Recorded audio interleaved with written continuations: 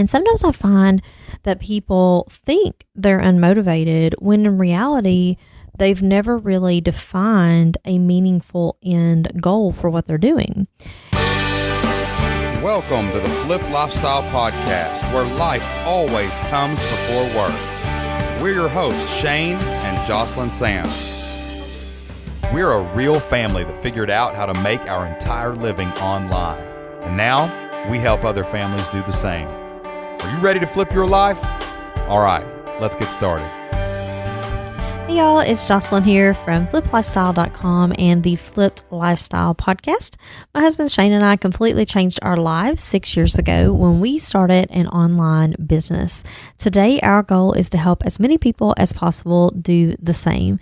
Each week, I'm coming to you talking about different types of mindset issues, the challenges of being a mom, wife, and business owner, among many, many other things. So today I am going to answer a question from Jonas. And Jonas says, how do you motivate yourself to produce content when you're brand new and no money is coming in yet? This is a great question because this is something that we all have to get through when we are starting out. None of us, when we're starting out, we have the exact amount of motivation that we need to get everything done. Motivation can be tricky because it really boils down to what is important to each individual person. So for instance, I'm a person who is more intrinsically motivated, and that's just a fancy way of saying that the satisfaction of accomplishing things like ticking off items off a to-do list, that is usually reward enough for me when I am working on something. I don't generally need a lot of external rewards most of the time, although I do like to do external rewards sometimes, such as a day at the spa, perhaps. I'm a person who definitely enjoys things like that. Shane, however, he is more extrinsically motivated, and that is a fancy way of saying that he prefers to have some type of external reward in order to find more motivation. And it doesn't mean that he needs to get a trophy or a medal necessarily. It just can be something as simple as a word of affirmation, or maybe he created something and it sold. But Shane likes to see that evidence of accomplishing something more so than I do. Neither one of these approaches is wrong. Typically, we are wired one way or the other though. And sometimes I find that people think they're unmotivated when in reality, they've never really defined a meaningful end goal for what they're doing.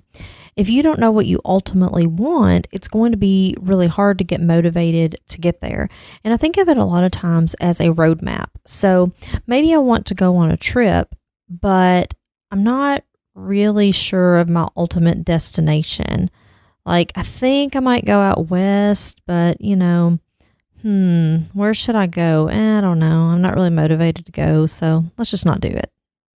And I feel like a lot of people in business, that's the way that they think about it.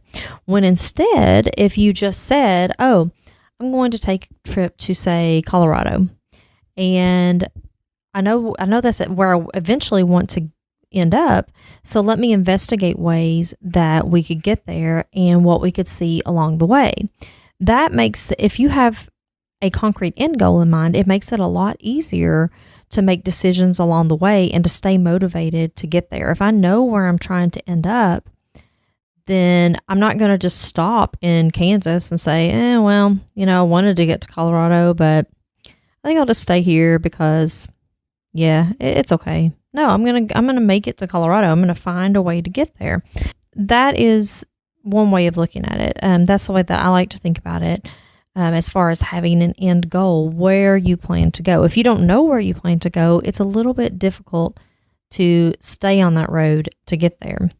For us, our end goal was leaving our teaching job. So Shane and I used to be school teachers.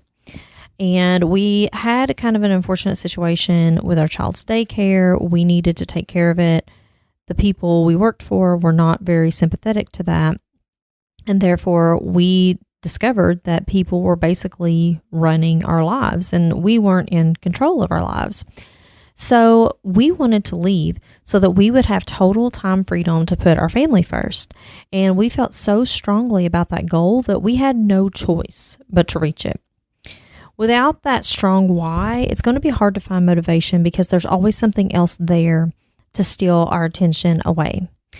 For example, you're going to see people in your life, maybe even you, have tried to quit smoking for years, but they never find the motivation to get it done, or maybe they'll go back to it. But when you see someone who maybe gets diagnosed with lung cancer for smoking, it seems, at least based on people I know, that finding the motivation to quit smoking then is a lot easier. And the reason for that is that their end goal is now clear. Because they got this diagnosis, they want to live longer and spend more time with the people who matter to them. And because of that, it's a lot easier to stay motivated. Now, I'm not trying to say that you need to develop a serious illness to have a strong why. That's not true. I'm just saying that the motivation will come much more easily if you have a strongly defined why and know why that means so much to you. And it doesn't have to be a life or death type situation. It doesn't have to be someone's mistreating your child, like in our situation. It doesn't have to be that you have developed some type of serious illness. It can be something that's not so serious, but you have to be really passionate about it. If you're not really passionate about it, it's going to be hard to find motivation. So now that Shane and I have flipped our lives, which means that we put our family first and our work second, our new motivation is being able to help as many people as possible do the same thing. And that's something that's really important to us and something that we want to do. And therefore, we find motivation even on days that we wake up and we really don't want to do work. We know that our audience and our listeners and the people who follow us, they're counting on us to bring them some type of content, to give them some type of motivation, to give them some type of thing to look forward to each week to help keep them on track. So that's why we're here every single week. All right, so let's go through some more kind of examples of motivation or lack thereof. So if you're a person who maybe you're trying to start an online business because, okay, you know, your job's okay, you're all right with it, you're not really wanting to leave it, maybe you want to take a 10-day vacation this year instead of a 7-day vacation. That might not really be a strong enough why. So your mind might tell you, you know, a 7-day vacation is good enough. Like, I don't really have to put in extra effort. Or, well, maybe I could get there another way. What if I just cut out one meal at a restaurant each week and I could save up for the other 3 days? Yeah, I don't have to do a lot of extra work. That kind of thinking, it never leads to true greatness. You really have to have some type of high stakes to maintain your motivation. Maybe it's your kids. Maybe you've realized that, like us, I mean, our son is 9 years old and he's halfway to what's considered to be adulthood at 18. If you're anything like Shane and myself, we don't really feel like you're an adult at 18, but you're technically an adult at 18, I guess. So maybe it's realizing that, hey, my child, like, they're halfway to leaving my house and I don't ever see them very often. Maybe that's the motivation for you. Maybe it is a job that you hate and you can't stand waking up and going there every single day.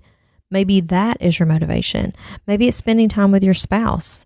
They are working a job, you're working a job, you guys are going two separate directions and you just want to spend more time together. Maybe that's your motivation. You need something that's really strong though, that when you wake up and look in the mirror, you know that you will be disappointed if you do not reach this end goal. When Shane and I started our online businesses 6 years ago, our lives were crazy. We had a 3-year-old son. We had an 18-month-old daughter. Both of us worked full-time as teachers, and Shane even had an extra job as a football coach. From the outside looking in, this was not an ideal time to start a business. Like if you were talking to somebody and they said, hey, you know, I have 2 kids under 4 years old, like, should I start a business? Most people in their right mind would probably say no. But at the end of the day, we were just sick and tired of somebody else dictating our schedules. We didn't like sending our children to daycare every day instead of being there for them ourselves. And like I said earlier, when we learned that someone was mistreating our child at his daycare center, we knew that we had no choice but to go all in our business. So does that mean that it was easy for us to create content with a 3 and 18-month-old kid, a 3-year-old kid and an 18-month-old? Was it easy to learn how to build a website? Was it easy for us to figure out how to market products? Of course not. But on those days when it was hard to get stuff done, we would just think about our children and why we had no choice but to cross the finish line. So I'm going to go back to Jonas's question, and to answer that question, I'm going to ask you some questions, okay? So if you're having a hard time finding motivation to either start or grow your online business, first of all, do you have a strong enough why for starting your business? Can you define it? And are the stakes high enough? All right. Number 2, are you motivated intrinsically or extrinsically? If you are a person who needs external rewards, how can you make sure that you're regularly getting them to keep yourself motivated? If you're a person who is okay with crossing items off a list, how can you make sure that you always have a to-do list and that you're always moving forward on it? So if you're a person who needs external motivation, can you ask someone to provide feedback on content you just created? Even if it's not a customer, if you don't have customers yet, can you send it to someone and say, hey, would you mind to look this over and tell me what you think about it? That is an example of something that's like external feedback. If you're a person who's motivated intrinsically, can you create a to-do list and mark things off? And probably something that's important for everyone is, can you get an accountability partner to help keep you on track? This is something that really helps Shane and myself. On days when I wasn't feeling it, he would say, hey, we need to get this done. We have to do this. This is our why. And on days where he wasn't feeling it, I would say, hey, you really need to snap out of it and we need to get to work. Okay, so that's really important. Another question I would ask you is, are you being selfish?